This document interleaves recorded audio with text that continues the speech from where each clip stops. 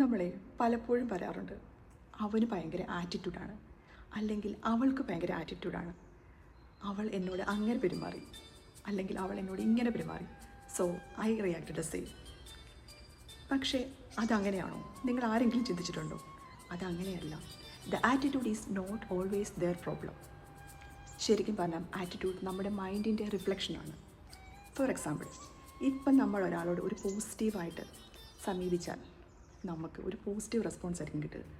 നമ്മൾ ഒരാളോട് നെഗറ്റീവ് സമീപനം കാണിച്ചാൽ നമുക്കൊരു നെഗറ്റീവ് റെസ്പോൺസാണ് കിട്ടുക. അപ്പോൾ എന്താണ് ഇതിൽ നിന്ന് മനസ്സിലാക്കുക? സോ നിങ്ങളുടെ വൈബ് മാറ്റും, നിങ്ങളുടെ റെസ്പോൺസ് തന്നെ ചേഞ്ച് ആവും. Change your self, you can change the world around U.